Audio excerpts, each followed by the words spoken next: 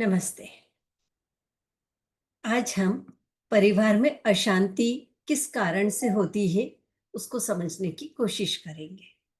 ज्योतिष में शनि, राहु, केतु इन्हें अशुभ ग्रह या परेशानियां देने वाले ग्रह के नाम से जाना जाता है। मंगल, चूंकि वो हमेशा लड़ाई झगड़ा करने को तैयार रहता है, उसके अंदर फाइटिंग चीज ज्यादा रहती है, हर बात पर जल्दी गुस्सा आ जाना, इसलिए उसे भी परिवार के हिसाब से अगर देखा जाए तो परिवार में लड़ाई करने के उसमें मंगल का भी एक अपना रोल होता है।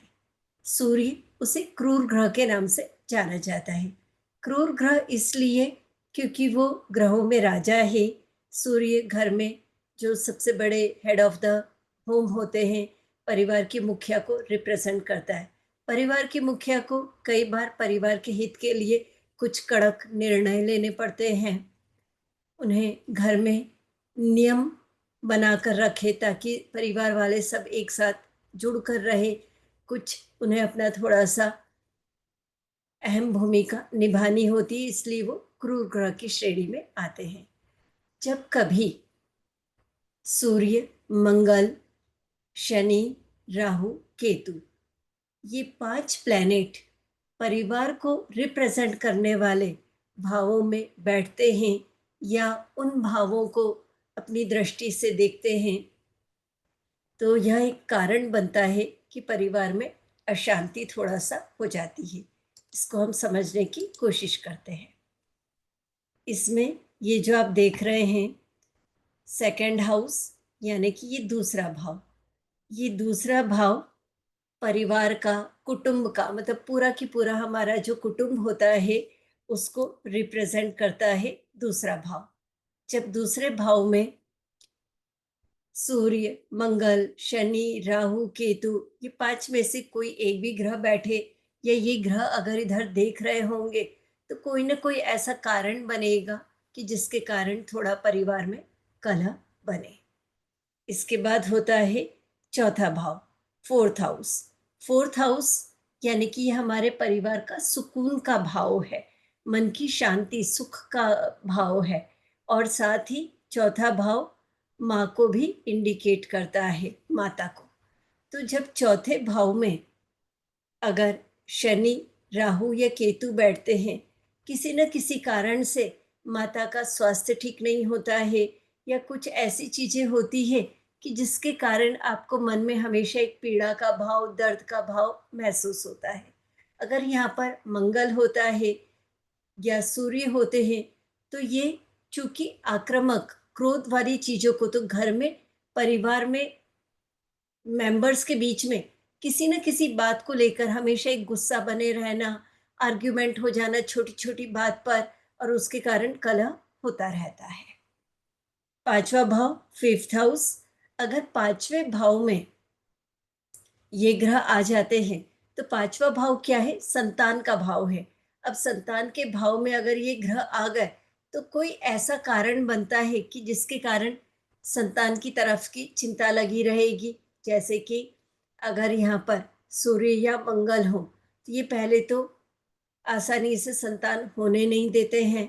संतान हो जाती है तो कुछ न कुछ उनकी तबीयत वगैरह खराब रहना, उन जब आपके बच्चे छोटे हों उस समय, आगे जाकर उनका अपना पढ़ाई के कारण कुछ न कुछ एक चिंता बना के रखते हैं। शनि, राहु, केतु रहते हैं तो बच्चों का पढ़ाई में ठीक से मन नहीं लगना, उनका फ्रेंड सर्कल ठीक नहीं होना, उस तरह की कोई चिंता देकर, या उनके छोटे हैं तो उनकी तबीयत खराब रहना शुरू के 8 साल की उम्र तक, तो इस कारण से एक चिंता देकर रहता है, रखता है। इस कारण से भी परिवार में परेशानी आ जाती है। जो सातवां भाव होता है, सातवां भाव आपका अपना जीवन साथी का होता है, लाइफ पार्टनर का। जब यहाँ पर सूर्य या मंगल आते हैं, सूर्य के आने से आपके पार्टनर में अहम भाव ज्यादा रहता है, और सूर्य यहाँ पर सातवें भाव में अच्छे रिजल्ट्स नहीं दे पाते हैं, तो कुछ न कुछ ऐसा कारण बनेगा कि जिसके कारण आपकी शादी तो एक अच्छे बड़े घर में, प्रतिष्ठित घर में होगी, पर कोई ना कोई रीजन बनेगा कि हस्बैंड वाइफ के बीच में बहुत अच्छे से सामंजस्य बैठ नहीं पाता है। अहम के कारण आर्ग्यूमेंट्स बढ़ने लगते हैं। अगर यहाँ मंगल हो तो बिना बात का किसी न किसी प्रकार का गुस्से के कारण से दिक्कतें आने लगती है। छोटी सी बात भी समझ नहीं आएगा, दोनों का अपना देखने का नजरिया अलग रहेगा, तो उस तरह की ये परेशानी देता है। अगर यहाँ पर शनि हो तो आपका अपना जीवन साथी प्यार या जैसा आप रेस्पेक्ट चाहते हो उसको ठीक से एक्सप्रेस ही नहीं कर पाएंगे और उस रीजन से परेशानी आती है। राहु केतु के होने से एक इल्यूशन की एक अलग तरह का, आप कुछ सोच रहे थे, आपका जीवन साथी कुछ और सोच रहा है, उसके कारण से आपसी तालमेल में कमी आती है। तो जीवन साथी किस कारण जो प्रॉपर जैसी समझ चाहिए वो नहीं बनने के कारण तकलीफ आती है। 8वां भाव जो होता है, 8th हाउस, ये होता है ससुराल का। अब अगर यहाँ पर सूर्य, मंगल, शनि, राहु या केतु हो तो किसी न किसी वजह से ससुराल के साथ आपकी बन नहीं पाती है। कोई ना कोई ऐसा कारण बनेगा कि जिसके कारण से कभी गुस्से वाली चीजें होगी, कभी आपको लगेगा कि मेरे साथ बहुत ज्यादा मेरे ऊपर प्रेशर डाला जा रहा है काम का। एक अजीब सा, मतलब आपस में एक दूसरे को समझ नहीं पाएंगे, इस तरह की तकलीफ आती है। 9वां भाव होता है हमारे पिता का। अगर 9वें भाव में सूर्य, मंगल, शनि, राहु, केतु ऐसे ग्रह आ जाते हैं तो ये पिता का घर होने के कारण आपका अपने पिता के साथ जो मिलना चाहिए, मैच होने चाहिए विचार, वो नहीं होंगे। मतभेद के कारण ये मनभेद वाली स्थितियां क्रिएट कर देते हैं। या कई बार सब कुछ अच्छा रहेगा पर पढ़ाई के कारण से या नौकरी वगैरह के कारण से आप अपने परिवार से, पिता से दूर रहना शुरू कर देंगे। और कई बार आपके पिता आपको कहेंगे कि ये चीज़ ऐसे करो, आपको लगेगा नहीं मुझे ये नहीं करना है, मुझे कुछ और करना है। और इस रीज़न से भी परिवार में अशांति होने लगती है। अब अगर इस तरह की कोई चीज़ है तो उसे कैसे ठीक करें?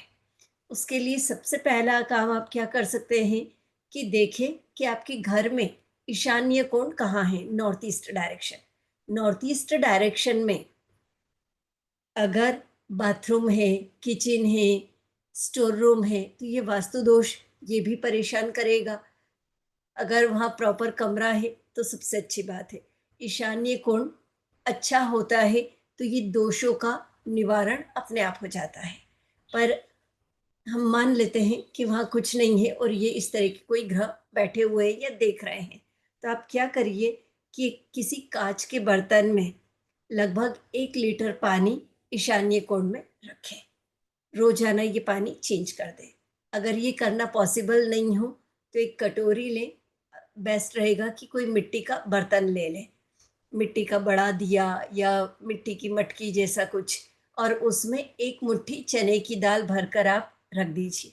ये आप गुरुवार के दिन रखिए और इसको 1 महीने तक रखा रहने दीजिए। 1 महीने के बाद आप ये पुरानी चने की दाल पक्षियों को डाल दीजिए और साफ करके दूसरी भर के रख दीजिए। इसको खुला रखिएगा, ढकिएगा नहीं। दूसरा उपाय क्या कर सकते हैं, अपने घर में तुलसी का पौधा लगाइए और सुबह नहाने के बाद 2 बूंद शहद तुलसी के पौधे की मिट्टी में डालिए।